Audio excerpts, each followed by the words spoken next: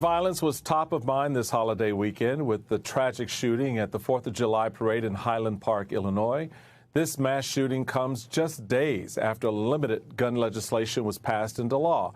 Democrats are hoping that the focus on gun violence, along with issues like abortion rights, will motivate people to get to the polls in November for the midterm elections. Senate Minority Leader Mitch McConnell voted for the gun law and said, quote, "I hope it will be viewed favorably by voters in the suburbs that we need to regain in order to hopefully be a majority next year," end quote.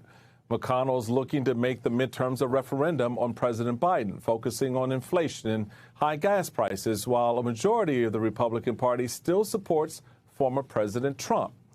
Joining us now are Kurt Bardella, an advisor for the DNC and the DCCC, and Shermichael Singleton, political analyst. Welcome, gentlemen, to you both. Kurt, McConnell is concerned about losing people in the suburbs. What's going on? Should he be? Is there, space here for the Democrats to have some success?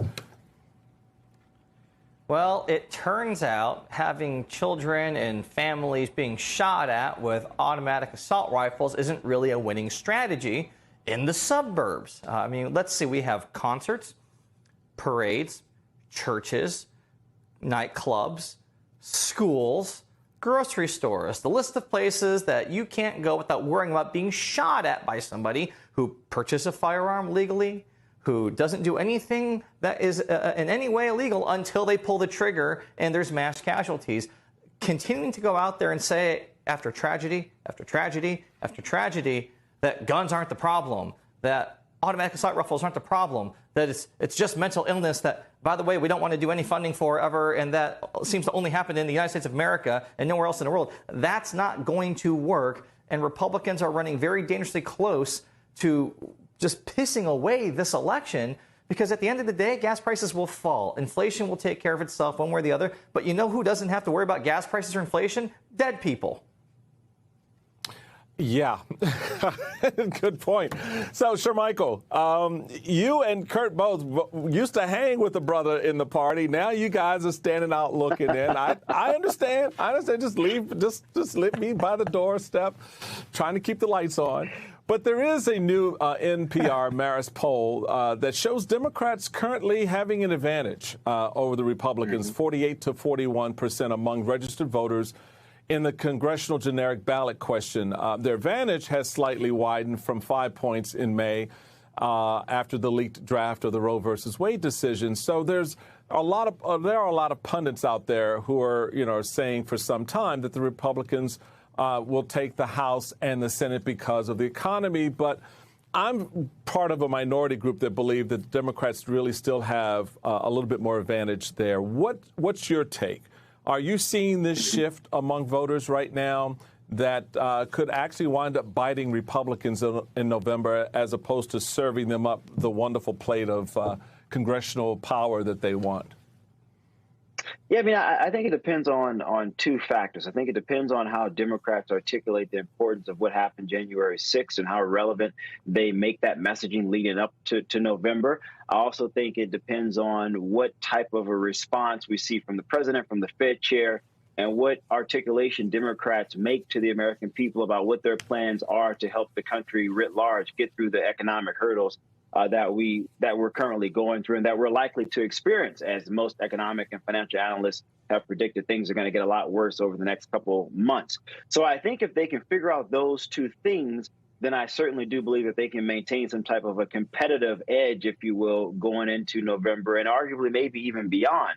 With that said, though, as it pertains to Mitch McConnell and the concern for Republicans losing the suburb, we've had this problem since 2012, I would argue. And it's in part because of demographic and population changes. The suburbs are younger. They're more diverse, which is why you're starting to see Democrats see a net plus versus Republicans seeing, I think, about a net 7 decrease and their advantage in maintaining the suburbs. And so McConnell recognizes that. I think McConnell's also thinking about his legacy. How are people going to remember me? This is the same individual who during the Obama years was very against any type of bipartisanship, who's now thinking at the tail end of his life, I want the history books when they begin to write about me in the last chapters to say McConnell has some type of a self-realization, self-actualization about what's coming for the country going forward. And I think that's where he is at this point in time in his life. But the problem is, Michael, still is that the Republican Party, like with John Boehner, and Kurt, you and I talked about this a weekend ago. John Boehner had the same realization. The party has left. McConnell's now realizing the party has left. And so what do you do as a Mitch McConnell? And I'm not exactly sure.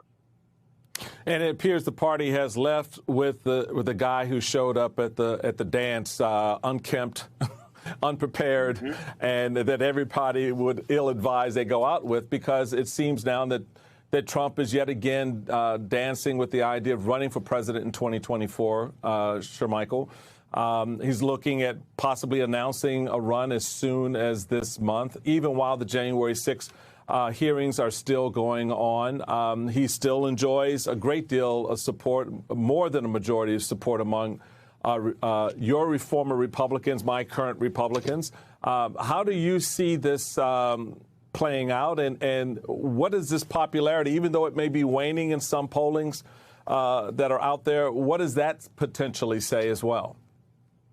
I mean, I think Trump has done a fascinating job of really articulating this idea that the election was stolen, even though we know from the hearings that even he knew that wasn't the truth, and he probably still knows it's not the truth, yet he continues. And if you continue to tell the same message over and over again, it's only a matter of time before people begin to believe that is indeed the truth.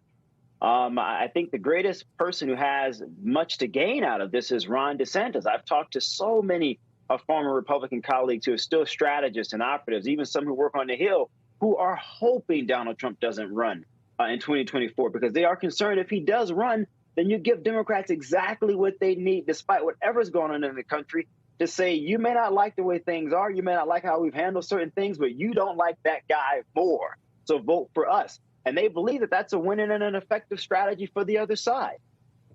So, Kurt, Shermichael points out this sort of push and pull within the Republican Party, the emergence of the DeSantis wing, if you will. Trump would like his supporters to be angry and use that energy to go out and do something, while McConnell and probably the DeSantis wing as well would like the election to be a referendum on the Biden presidency, on Democrats.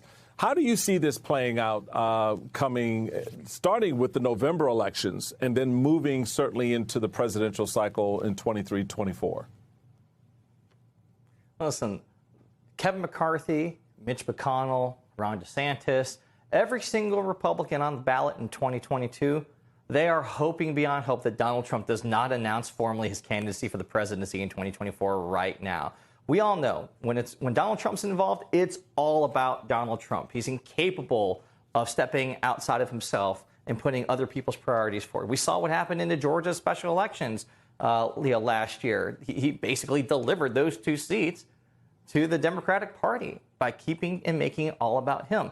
Look at how differently it went for Glenn Youngkin in Virginia, who couldn't be seen with Donald Trump, who did everything humanly possible to keep Donald Trump out of Virginia when he was campaigning, and he ended up winning that race. The last thing that the Republican Party wants right now is to make the 2022 midterms about Donald Trump, because if they do that, Michael, they will lose. They will send voters so far, those suburban voters Mitch McConnell's worried about, they will come running to the Democratic Party, just as they did in 2018, just as they did in the 2020 presidential, just as they did in Georgia. I mean, we have enough data, enough election cycles to know what happens when the election is a referendum on Donald Trump and Trumpism itself.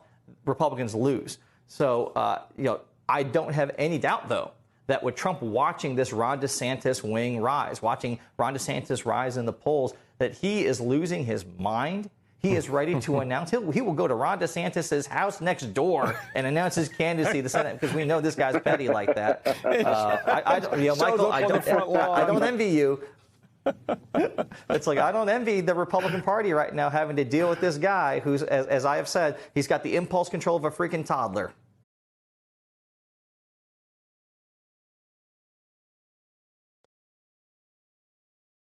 Hi, I'm Zerlina Maxwell. Thanks for checking out our channel on YouTube.